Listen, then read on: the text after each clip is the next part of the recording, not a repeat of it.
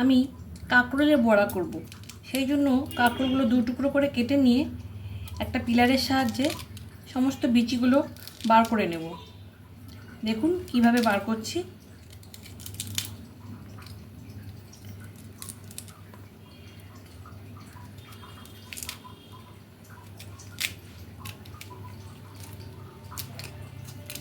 একটাও বিচি রাখা যাবে না কিন্তু।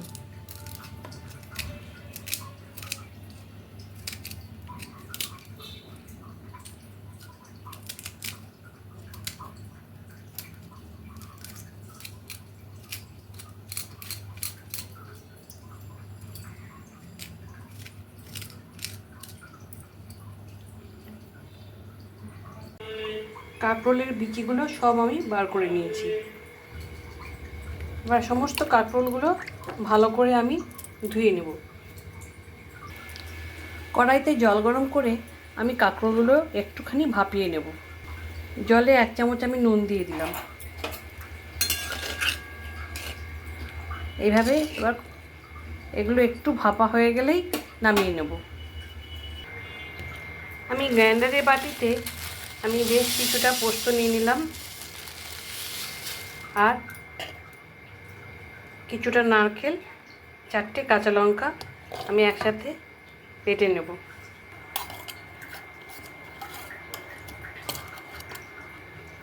হাফ চামচের থেকেও কম নুন দিয়ে দিলাম।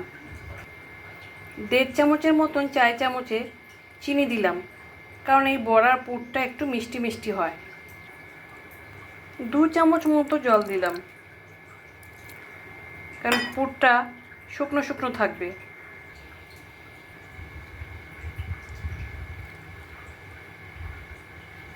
এইভাবে কাঁকরোলের ভিতরে পুরগুলো ভরে নিতে হবে। এভাবে আমি সমস্ত কাঁকরোলগুলোতে পুর ভরে রাখলাম। আমি বড়াগুলো ভাজার জন্য এখানে 2 টেবিল চামচ চালের গুঁড়ো নিয়েছি। এখানে স্বাদ মতো নুন দিয়ে দিলাম, হাফ চামচ চিনি দিয়ে দিলাম, হাফ চামচ হলুদ দিয়ে দিলাম, হাফ চামচ লঙ্কার গুঁড়ো। এই যে ছোটো চামচগুলো ভরে ভরে 1 চামচ, 2 চামচ, 3 চামচ, 4 চামচ আমি কর্নস্টার্চ দিয়ে দিলাম। এই চামচে 2 চামচ বেসন দিয়ে দেব। সামান্য জল দিয়ে ব্যাটারটা গুলে নেব।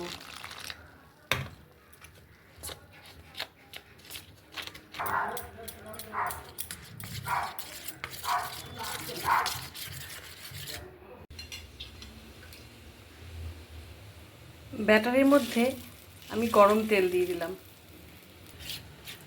এতে করে আরও ভাজাগুলো মুচমুচে হবে। এবার একটা একটা করে বড়া আমি ভেজে নেব।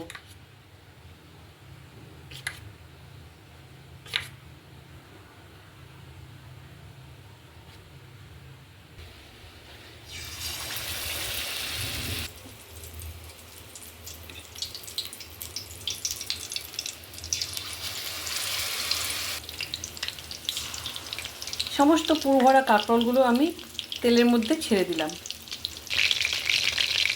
এবার আমি কাঁকরোলগুলো উল্টে নেব আস্তে করে।